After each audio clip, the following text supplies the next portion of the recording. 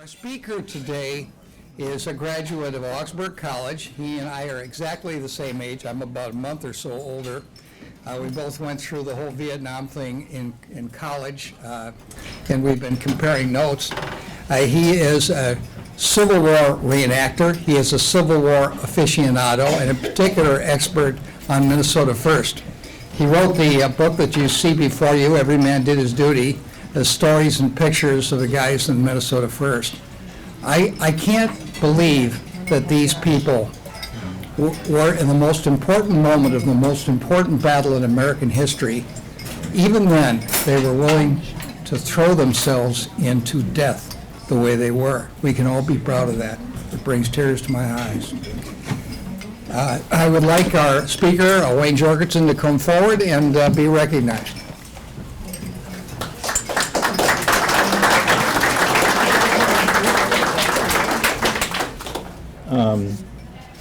I wrote a book on the first Minnesota, and if you have any interest in acquiring a copy, I happen to have some with me, and they normally sell for $60. I am selling them for $40. If you decide you don't like the book, it weighs about 4 pounds. It makes an excellent book doorstop. But there are over 600 pictures in there.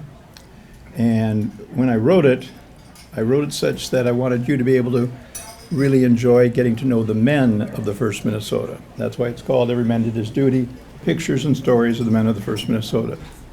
So to get in the book, I had to have a picture of the man and a good war story, because I wanted you to get to know him by looking into his eyes and read his story.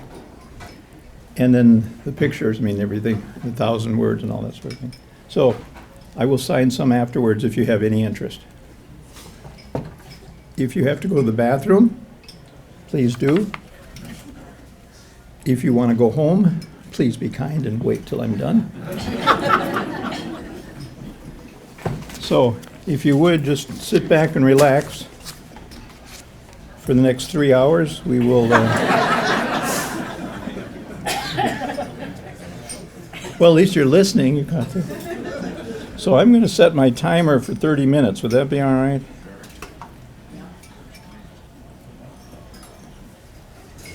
I find that most people don't want to sit longer than 45, so I cut it at 30. You'll maybe want to talk. I'm now on the clock.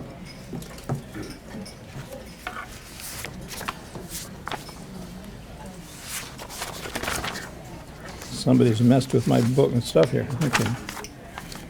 I could stand over there and do it off the thing, off the screen. However, this doesn't go very far, so I'm going to sit here.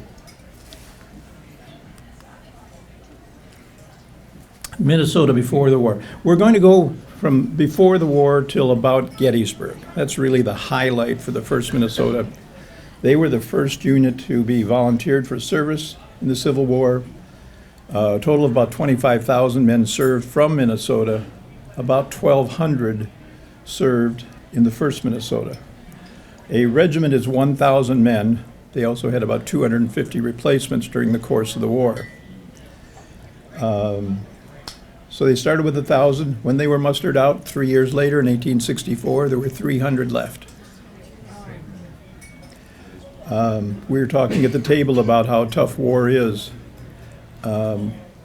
Most of the men were young men when they went in, and when they came out, they were changed.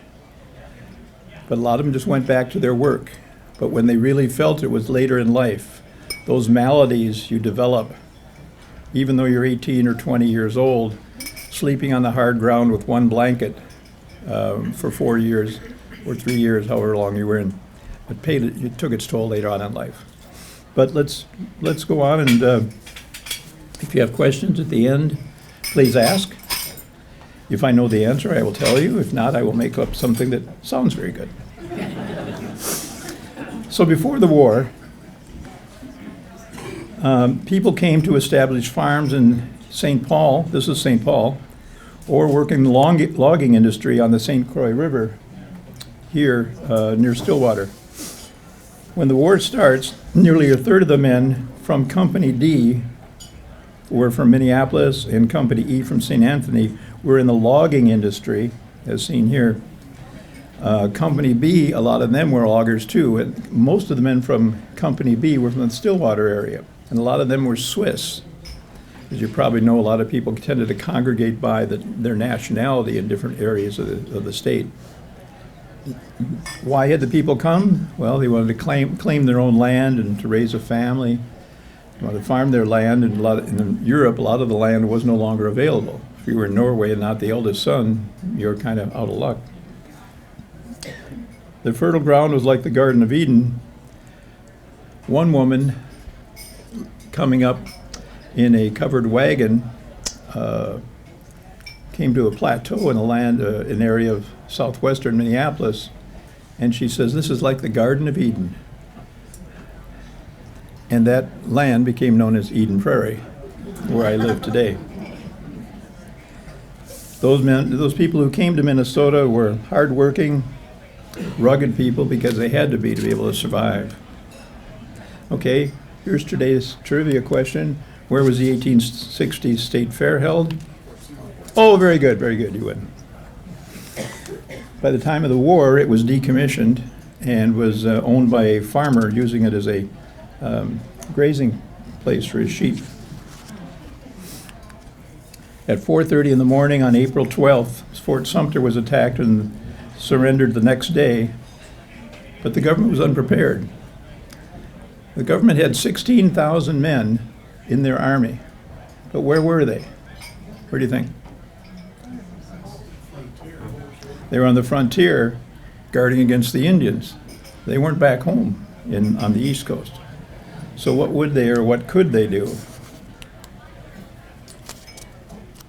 Governor Ramsey was in Washington, just like politicians today, trying to curry favor with the government. On a Sunday, he went to see his friend Simon Cameron. And Simon Cameron was coming out the door of his office and told Governor Ramsey what had happened, and that they were didn't know what they were going to do because they didn't have any troops. And Ramsey said, "I will tender 1,000 men from the state of Minnesota to defend the government, defend the country." And Cameron said to him, "Go write that down because I'm on my way to see the president now." So he did. That letter today is in the Minnesota Historical Society's collections. Recruiting rallies were held all throughout the state. Bands played, speeches were given, and men ran forward to sign on the dotted line, so to speak.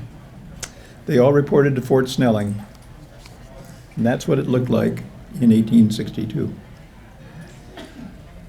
Now, who was the first to enlist? Josiah King was at a recruiting rally. He was a member of the St. Paul Pioneer Guard, kind of a local militia unit. They didn't do there were 7 militia units designed ostensibly to protect against the Indians. Wasn't a lot of worry about that in St. Paul, but they had their unit, so mostly they did parades. But they had the rally, and Josiah ran forward and said, "I will be the first to serve for the Union." And so he claimed to be the first. However, Aaron Greenwald, who was a mill worker in Anoka, also claimed it because the day the troops were called for, that same Sunday, Willis Gorman, who had been the second territorial governor, he was holding court in Anoka. It was a Monday. And when he got the message was brought to him, he adjourned court, went outside, and announced to everybody what had gone on and that they were going to need recruits. And so they had a meeting that night, and Aaron Greenwald was the first to volunteer. So he claimed that he was the first. Now, who do you think ends up with the claim? King. King. You know why? Rank or position. Well, it's a good point. But my belief is it was because Greenwald was killed at Gettysburg. He was one of the many who gave their last full measure at Gettysburg, you know. We'll get into that, but of the men that went down the hill, only 40 came back. And then the wounded were picked up. There was maybe 90 left of the 262 that went into the charge. So King survived, Greenwald did not, and so the claim of being first to enlist went to King. Here's Red Wing's first volunteer officers, and they have an interesting story too. During their recruiting story, William Colville, who's a big man, 6'5", when they said, "We need men to serve," he ran forward, as did Abraham Edward Welch, a teacher. And Welch stumbled on a couple of chairs getting to the desk to sign up. So Colville grabbed the pen and signed it and then said, "You're next, Ed." So Colville became the captain, and Welch was then appointed first lieutenant. Back then, you could appoint your officers. Try doing that in today's Army.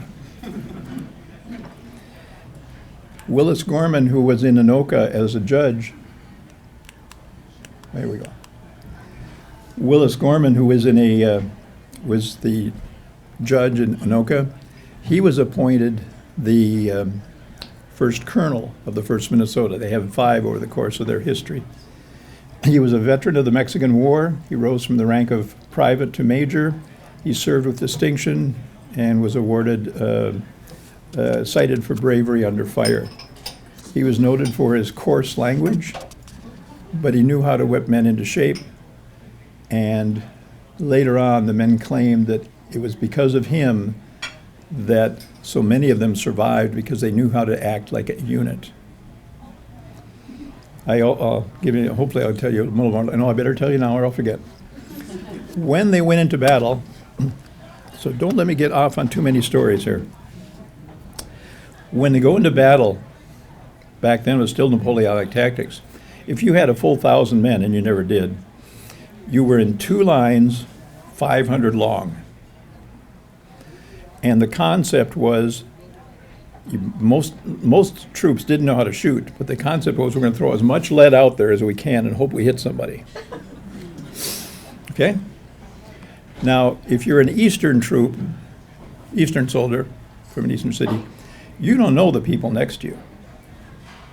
So if you decide the heat's getting too bad and you stumble, you know, on purpose, and the guys are moving forward, then you kind of advance to the rear. The Minnesotans all knew each other. If you're in Company B, all companies were 100 men to the company. There's 10 companies, 1,000 men. If you're in Company B, you know the guy to your right, to your left, and the guy behind you. And if you leave, if you desert, there's a hole, and you're leaving them vulnerable. And I think that's one of the things you did not do, is because you cared about your neighbor.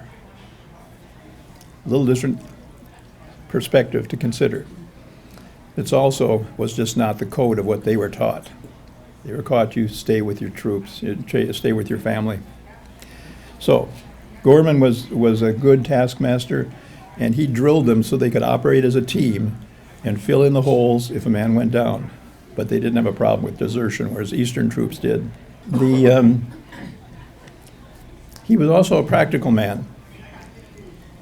In May, the ladies of St. Anthony and Minneapolis, St. Anthony was the larger town at the time,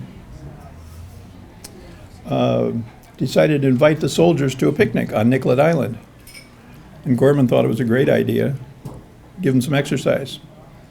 So on that Sunday morning, they marched from the Fort Snelling to Minneapolis, to Nicollet Island. But before they could cross, they had to cross a bridge. The bridge could not handle, there were eight companies that went, 2 were left behind. They could not handle all the men at one time. So some waited behind while the others crossed. This is the bridge. And while they waited, Second Lieutenant DeWitt Clinton Smith saw that a photographer was setting up his camera. So we called his men to attention and then to parade rest, and this picture was taken. It is the only known picture of the 1st Minnesota early in the war, outdoors. Quick story of how I acquired it. It's now in the Minnesota Historical Society because I've given all of the really rare stuff to MHS. I'm 74 and I'm not going to be here forever, and they should preserve it. I go to a lot of historical societies asking for information. And I was at the Steele County Historical Society in St. Peter and asked if they had. So I asked, do you have any information? He said, well, you should get to know, you should talk to Gordon Smith. I said, I'd love to. And because his relative was in the 1st Minnesota. I said, I'd love to. How do I talk to him? Well, he's in Arizona. Whoa. But I eventually got his phone number. We talked. And he says, well, I have a picture of the men of the 1st Minnesota outdoors with their uniforms and their guns. And I'm thinking, no, you don't. There is no picture of that. I called my friend Steve Osmond, who used to run Fort Snelling. No. We heard that there were pictures taken, but none has ever shown up. And that was at Fort Snelling. Well, Gordon said, I'll send it to you. I go, no, don't do that. Send me a copy of it or a Xerox or take a picture, because it's valuable if you do. Anyways, he sent it to me. This is it. And it truly is what he says. And right here is DeWitt Clinton Smith, the 2nd lieutenant. By going into records and finding out names of stores in directories at the time, we can place that on basically about Hennepin Avenue and Washington, where the bridge crosses. The one that goes over, we used to have the grain belt sign, beer sign on the far left. And so that's where they had paused before they could cross over to Nicollet Island. And eventually, I said, well, if you ever decide you'd like to sell it, I would love to buy it. He said, well, I'd have to talk to my sisters. And I said, well, you let me know. And at one point he said, we decided we would sell it because we're getting older. So I acquired it, and I promised him when I no longer am here, I will give it to the Minnesota Historical Society, which made them feel good. So that was a cherished part of my collection for many years, and there still is no known picture like that one. Now, the neat thing about this is, if one looks closely, only a couple of them actually have uniforms on. When they were first recruited, they didn't have enough uniforms here to equip the soldiers. So they bought black pants, wool shirts, mostly used for trade goods for the Indians or with the humans, the white folks. And that's what they wore, and black felt hats, because they didn't have uniforms. And that's what a lot of the men have on here, is the same black pants, blue or red shirts, predominantly red, and black felt hats. Again, it's the only one like it. Here's a picture of DeWitt Clinton Smith and his wife and their son. He was born in the state of New York and was named after the New York governor, DeWitt Clinton. He was a 25-year-old farmer and also postmaster for the community of Osseo. The southeastern part of Brooklyn Township is now part of Brooklyn Center, and Osseo is part of that Brooklyn Township. Shortly after the Company D picture had been taken, he wrote his wife, and to bring her down, he said, "There is a photographer here. Come on down, we'll have our likenesses taken." That's what they call pictures. We'll have our likenesses taken. And this is the picture that was taken. I got this by talking, I did not ever get this picture, don't want it, because it was in a family and they wanted to keep it. And I said, fine, may I have a copy? And this was then copied. DeWitt Clinton Smith was wounded at Antietam, shot in the hip, never fully recovered, and had to resign in 1863. But he wanted to do something for the war effort. So in 1864, he got a job as a paymaster for the Paymaster Corps. And in the book, there's I think, a great story about how he gave his life defending a steamship that was being attacked by Confederate guerrillas. So it's in the book. You can read it. I got to move it along. So the men boarded in June. They boarded two ships, the War Eagle and the the Empress, and they headed down to La Crosse. Why didn't they take a railroad down, the train? Anybody know? Yep. There was no train.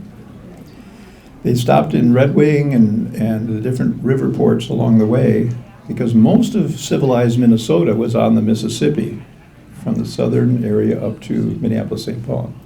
So a lot of the men that enlisted were from Red Wing, Hastings, Wabasha, Winona, Minneapolis-St. Paul.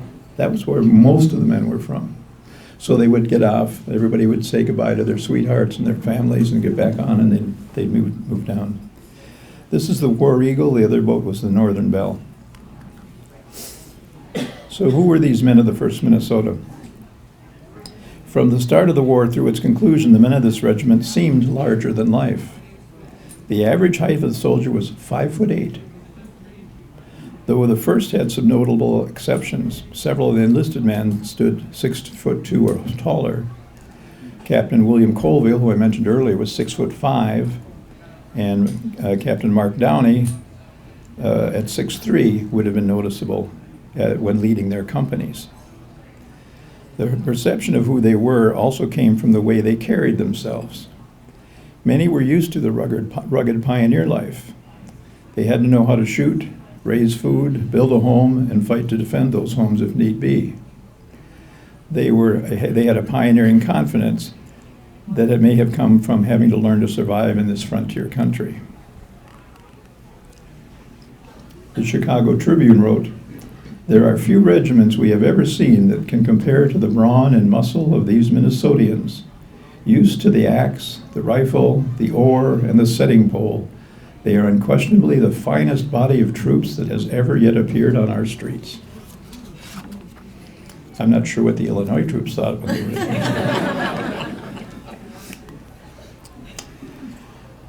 Colonel Charles Devens, who commanded the 15th Massachusetts during the war, mentioned the 1st Minnesota in an address he gave later in life. He said, "I remember my regiment and one from Minnesota were ordered to build a road, and I found that the Minnesota regiment, composed as it was of men from the Minnesota regiment, composed as it was in the main part by men accustomed to wielding an axe, were doing more wood chopping in one day than my regiment was in 2. In speaking of the manner of these Minnesotans and how they felled trees, he said, "They were a regiment of large men who swung the axe breast high and cut the trees nearly through and left them standing just ready to fall. They would begin on one side and work their way thus through a lot. On reaching the other side, they would fell the outer trees inward, and that would communicate their fall to the adjoining trees and so on, the whole forest falling together." Then he added, "The 1st Minnesota were great fighters as well as choppers." I thought that was interesting. I didn't know how they chopped trees. This picture is designed to show you the extent of how all the men were. Very few went through the war unwounded or unhurt. These are 6 of the officers of the 1st Minnesota at Camp Stone, Maryland, in the winter of 61-62. So the only battle they've been through is Bull Run, but they would be facing a lot more fighting in the future. Captain William Farrell, right here. I'm going to go left to right. Well, Company C was another Mexican War veteran like Willis Gorman, and in fact he served under Gorman. When Gorman became colonel and Farrell now served as captain, he was again under Gorman. He died at Gettysburg. First Lieutenant Sam Ragwa, right here, was a grocer from St. Paul. His brother became a Confederate officer and was killed at the Battle of Glorieta Pass in Arizona. The only Civil War battle, no, New Mexico. The only Civil War battle fought in New Mexico. He was wounded at Bull Run. He broke his sword during the fight, and he killed a rebel cavalryman and took that man's sword and used it through the rest of the battle. I owned that sword until I gave it away. He walked back to Washington with the retreating army, and once there he had to endure some painful surgery on his neck from the wound he had received. So let's mark him as wounded. Next, in the middle, is Captain Lewis Muller, a man with a great voice who sang in a quartet in Stillwater and also sang with a quartet in the 1st Minnesota. A bunch of the officers and men from Stillwater, they kept singing. He was a clerk in Stillwater when the war began. He too was killed at Gettysburg. Charles Zurenberg, Company A, was a lawyer in St. Paul. He was killed during a fight at Vienna, Virginia in 1862, just prior to the Battle of Antietam. So, killed in action. Captain Henry Coates, Company A, was a senior surviving officer at the Battle of Gettysburg and wrote the battle report listing the casualties and the action of the regiment during the battle.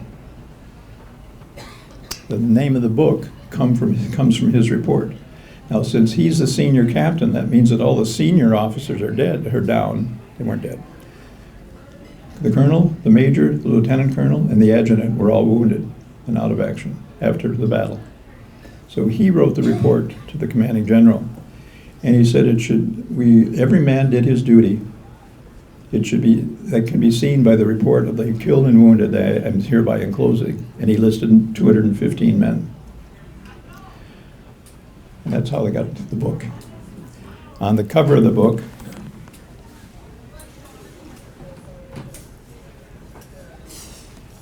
are several men. I write about every one.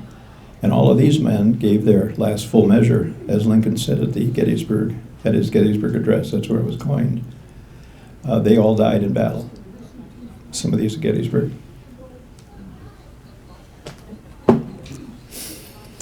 Last one. Here's Captain Mark Downey. He's sitting down because he's 6'3". Make the others look small. He was a bookkeeper in Stillwater when the war started. He had risen to the rank of major by the time he got to Gettysburg and commanded the left wing of the regiment. There he was wounded 3 times, in the chest, the foot, and the arm. So, wounded at Gettysburg. So what we have is killed in action, killed, not killed, and wounded. And that was kind of the odds. And back to, and then if you were an officer and they could see your straps, they tended to want to aim at you. The one that drew the most attention was the flag bearer. Because just like in the Napoleonic Wars, they wanted to capture the flag. So if you were a flag bearer, it's oftentimes a death sentence. But if they could also then knock out the officers, that was important. That's why Gorman's training of the men so they could fill in if somebody goes down was so important. Okay, I'm going to move on here. I apologize for moving along, but I want to hope this is okay with you. The printers, there were a lot of printers in the 1st Minnesota. When they were marching to Berryville, Virginia, they were actually at the head of the column. And some of them noticed the newspaper in town, and after they settled into camp, A couple of them said, well, we'd like to, one of them said, took some time and went over to look at the conservator. And he tried walking in the front door, but he found that there was a guard there. So the first Minnesota men are also very resourceful. And using his brain, he walked around to the back of the building and crawled in a window. Once he got in, he found that the type had already been set for that day's issue of the paper. And an idea came to him. So he crawled out the window, went and talked to some of his friends in the printers group. They had a printers society. And they all agreed that this would be a good idea. So then they went to the colonel and said, Colonel, we'd like to print an edition of the first Minnesota paper. So he got his friends. This was Tom Presnell, who had crawled in the window. He got his friends Frank Mead, Julian Kendall, Henry Lindergren, and 3 others. And they went to work. Colonel, that was a great idea. They went to work. And they printed this, the first Minnesota. The type had been set for half a page, and it was all Confederate propaganda, Confederate ads and that, but the other half of the page hadn't been set. So what they created was, on the first page, the first Minnesota, was all news about the regiment, what they were doing, blah, blah, blah. You know, nothing that could get the company and the regiment in trouble. But the backside was all Confederate stuff, which was kind of fun. So they printed a bunch, and they went out, and they sold them for a nickel or a dime or whatever they could make, and they sold out. So they printed one the next day. It sold out. They were going to print another one, but they got orders to march and leave, so they couldn't do that. But that's an interesting story about how they, though they had a tough time in the war going on, they still found some time for humor, and people really enjoyed it.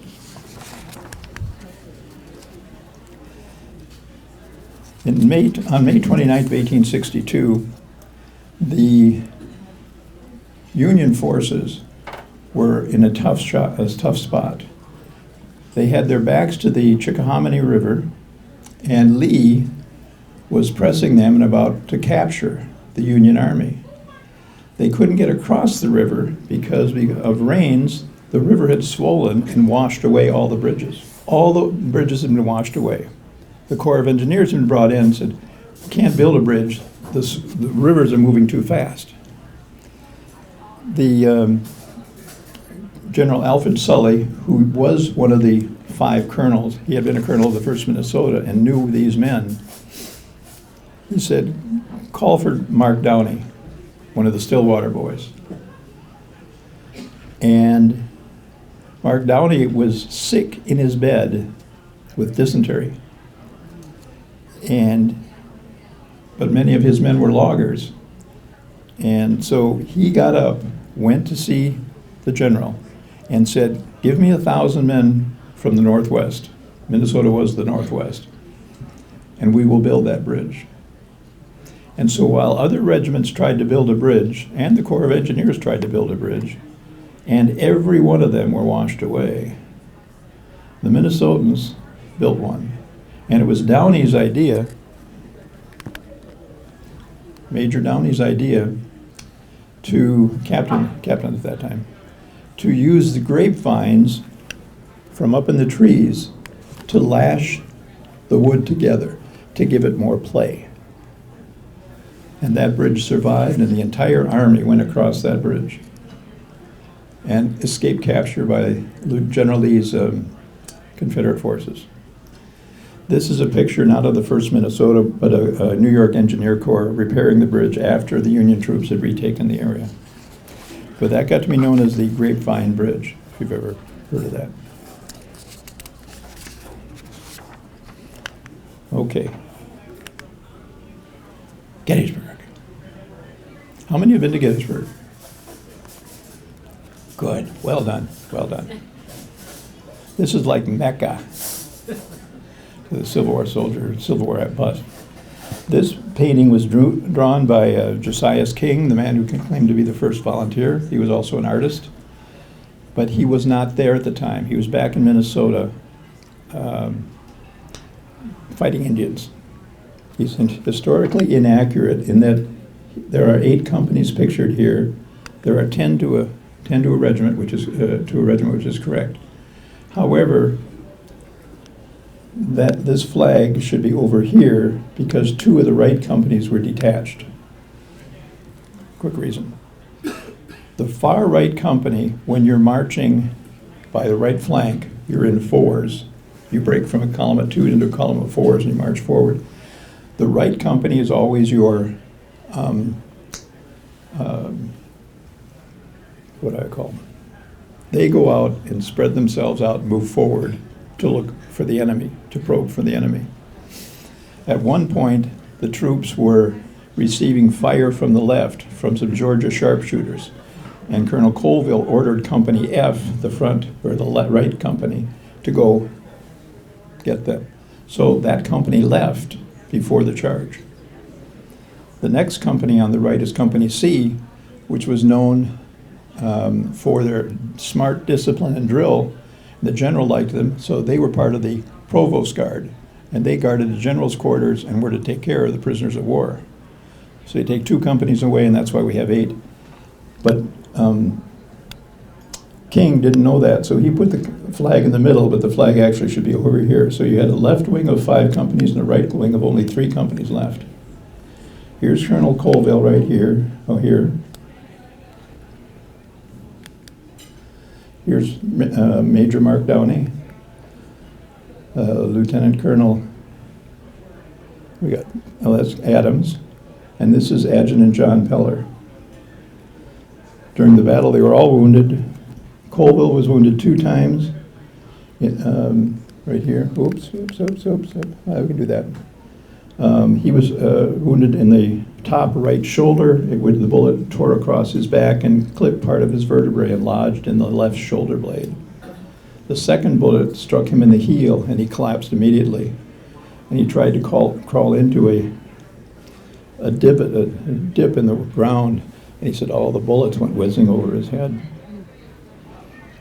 Lieutenant Colonel Charles Powell Adams was wounded 3 times in the left chest, left hip, and left leg. Mark Downey, 1 ball entered the middle of his upper arm, breaking the bone near the shoulder.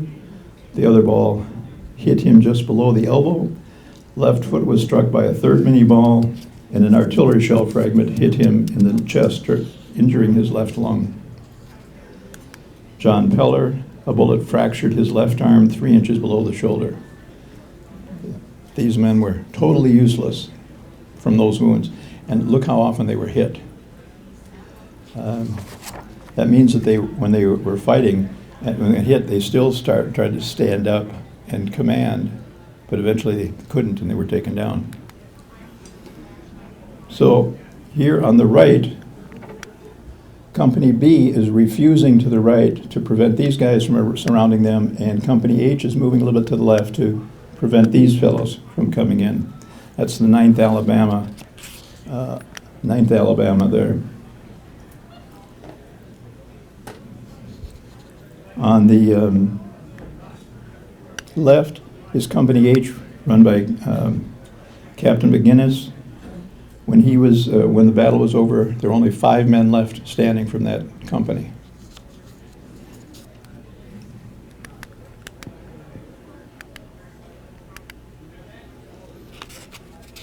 This is approximately where we think the men were standing. These are color bearers, Perkins, Nasson, and Stevens. Perkins carried the colors this far before he was hit and went down. Nasson was one of the color guards. He was hit, then went down. Nasson was from Richfield. We were talking at the table. I'm from Richfield. Richfield used to extend to about 58th or so, and Nicollet and across. There's a cemetery just across from Bachman's on 58th and Lindale, roughly. He's buried in that cemetery. But he survived this battle. And then John Stevens got that far before he was shot and went down. And he was shot, I think, 7 times, if I recall, before he dropped.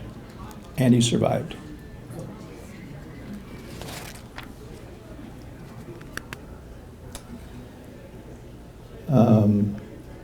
I just said he was, and Tom Nasson was a farmer from Richfield. These are 4 NCOs from Company D.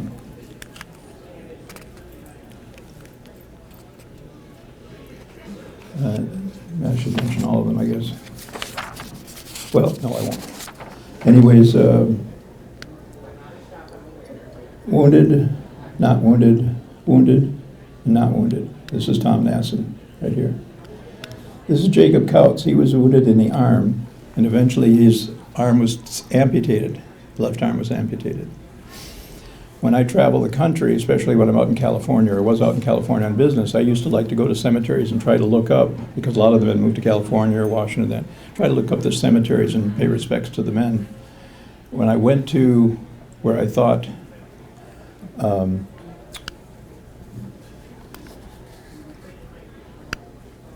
forget his name now, was buried,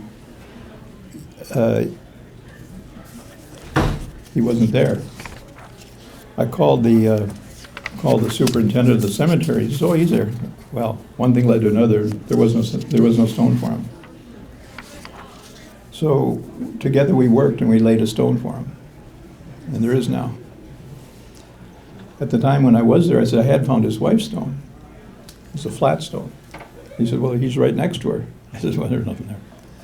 So when I went back to see his stone, couldn't find her stone. So he sent some of his guys out, and what they did is they took poles and they ran them into the ground, and they found her stone was had gone under it because things drop. So be careful if you get one of those flat stones, unless somebody's watching, and dirt's going to grow over them. Okay. So just quickly, again, looking at these men, McGinnis had 5 men left out of about 30-something that started. Tom Heffelfinger's, he commanded Company D. He had maybe eight left. And Piriam had about the same, but he didn't know it because he was shot back about here. So we'll talk about Joseph Piriam right now, just briefly. At Gettysburg, on the charge of the 1st Minnesota on July 2nd, Captain Piriam was hit. It occurred just before Colonel Colville gave the order for a bayonet charge. They had fixed their bayonets and they were marching, but at one point he said charge. That means they move faster. Drop them down like this and they move faster. About 100 feet from the brook called Plum Run. Lieutenant Loughran of Company K was standing next to Piriam, marching with him, and saw him fall with a bullet hole in his head. He assumed he was dead and continued on into the charge. Company K's first sergeant, Matthew Marvin, wrote about the charge. After the battle, "I was laying by my captain, Piriam, who was wounded in the head. The ball entered the nose and came out the back of the left ear. In taking care of him, I got pretty well covered with blood, as he bled a good deal. He wanted to go back to the front, so I had to hold him most of the time. The ambulances soon came and took us about 2 miles to the rear, where we had established the hospital, a hollow near a creek, and we were all right at last." A note at the National Archives states, "Captain Joseph Piriam, Company K, 1st Minnesota Volunteers, was wounded at the Battle of Gettysburg, Pennsylvania, July 1 to 3, 1863, by a gunshot missile, which entered the nose and emerged the back of the ear. He was admitted to Seminary Hospital, Gettysburg, where simple dressings were applied. Death occurred on July 6th. In the Winona Republican, Goddard reported, one of the privates in Company K. These are all Company K men. Goddard reported that Piriam spent his last few days in semi-conscious delirium, ordering his men to stand and asking about the outcome of the battle. From the Matthew Marvin papers, we learned that Captain Heffelfinger was the first person to reach Piriam after the charge. He removed his belongings, but failed to find a tobacco box that his sister had asked for in later letters. When an officer went down, they oftentimes tried to grab his sword and sash and that and get it back to the family. The final note posted in the Winona Republican on August 5th, 1863 bears reading. It says, "The late Captain Piriam Among the papers of the late Captain Joseph Perion, left in his hands of his agent here, was recently discovered the following, which bore the date May 20th, 1861. It appears that upon entering the service of the Republic, which he was among the first to do, Mr. Perion was strongly impressed with the idea that he would not survive the war. The presentiment of death clung to him through all 2 years of famous and difficult campaigning in Virginia and Maryland. A few months ago, while on a brief visit to Winona, he stated in a conversation with the writer of this paragraph that he never expected to return, a mark which we attributed to the feeling of uncertainty which must be engendered to the minds of all who are exposed to danger, rather than due the fixed and unconquerable foreboding from which it sprang. The extract of his papers follows. I am fully content that I shall never return from this war. I am entering the lists with this conviction fully impressed upon my mind.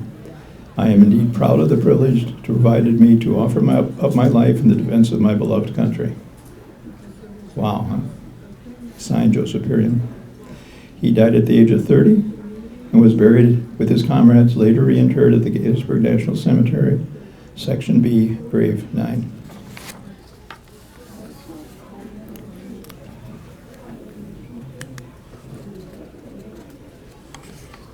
This is Captain McGinnis, Captain Heffelfinger, Captain Perion, who commanded the 3 left companies during that charge and fought off so many men.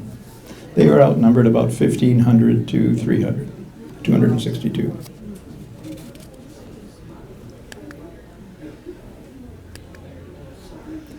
Captain Heffelfinger, very quickly. Heffelfinger was slightly wounded, but not really.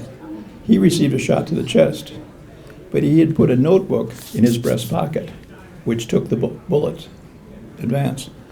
And here is where it ripped through. This is his notebook. It's at MHS now. And that saved his life.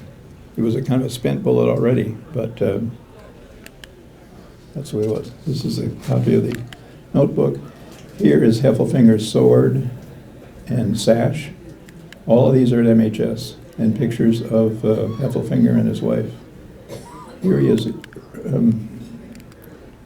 early in the war, just a newspaper clipping, and this is a poor image also, but that's later, with Mary, his wife.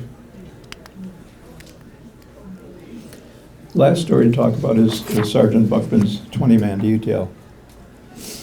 The men marched all night to get to Gettysburg. They were dead tired. Every now and then they would stop. The guys would make coffee, they'd build a fire, make coffee, and about the time the coffee was warm enough to drink, they'd have to douse it because they had to get up and march. So now they were grouchy too. They finally get to Gettysburg, and they're stopped. They make their coffee, and a lot of them are so exhausted they start laying down to sleep. The first sergeant comes to Sergeant Buckman and said, "You're on a detail. I want you to pick 20 men and report to the surgeon at the 2nd Corps Hospital. You're going to be taking care of wounded." Now, Buckman wasn't happy because he hadn't had his coffee yet. But he picked 20 men. The best I can figure out was roughly 2 from each company. So he probably asked for volunteers. But anyways, they went, reported to the surgeon, and he said, "We're going to be very busy tomorrow. Lay down and sleep." So I assume it's about 2 to 3 in the morning right now. But they went, laid down, got some sleep. And then the next morning, July 2nd, all hell broke loose. During the fighting, the Confederates started bombing the 2nd Corps Hospital. It was near Little Round Top. So they had to move it to the Rock Creek area where they had found about a mile back some safety. So as they picked up and started carrying men out, Buckman stumbled over a stretcher that had a broken leg, and he looked to see who it was, and it was Ludwell Mosher from his stretcher. And he said, "You can't believe the gratitude I saw in his eyes when he saw someone he knew." and we took him immediately and got him to safety. The 2nd Corps Hospital at Rock Creek. On July 6th or July 4th, the wounded were still being brought in. Now, it was on July 4th. So Lee had now retreated.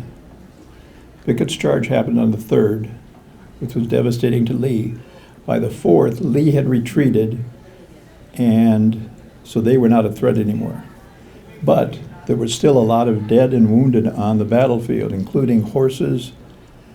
Just remember, it's July, very hot. Within a day or two, everything's going to smell. Horses bloat, bodies bloat, ugly. So on July 4th, the wounded were still being brought in, covered with dirt and with or without care and attention. There were too many of them. The surgeon carried one young Reb to the amputation table, while the soldier told of his mother and sister he wanted to see back home. That soldier didn't make it. On July 6th, he noted in his Buckman's diary, received supplies. Buckman was ordered to clean up the grounds. He picked up enough body parts to make a pile as high as a table, and then he buried them. The burial of the dead became a real problem in the hot July sun as the corpses started to stink quickly and the stench became unbearable. He and his detail were set to the task. They poured whiskey on their hands and rubbed their faces to smell something more tolerable than the air around them. And what they would do is they would dig a trench near where the bodies were. Then they would grab an arm, two legs, drop them in, go over and then drop in the next one, and they'd cover them up as fast as they could. That's how they buried them. On August 8th, he made a diary entry, spent the day painting headboards. And this one was for Sergeant Wright of Company A.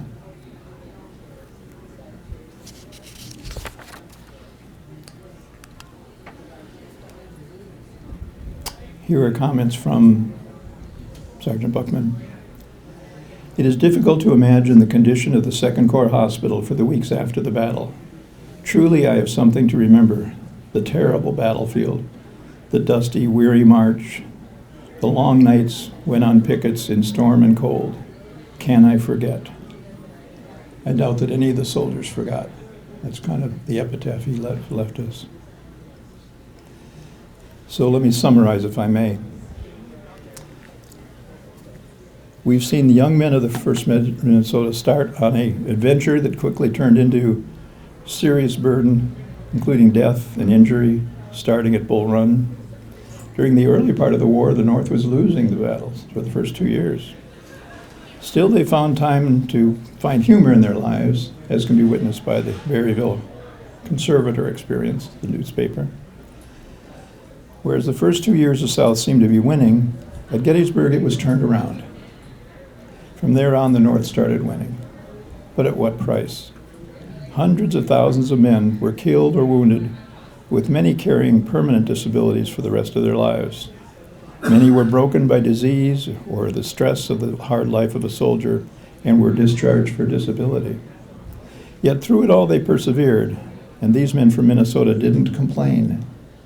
They took pride in doing their duty. Whether they were chopping down trees, building a bridge, or laying planks to create a corduroy road, they did their best, and they did it well. They earned a reputation for being a regiment that generals could count on when something needed to be done. When the generals needed a unit they could count on, the 1st Minnesota was brought in to do that. When they were discharged in May of 1864, they were proud of the fact that they had never lost the flag or turned their back to the enemy. This was the 1st Minnesota. So, I want to thank you.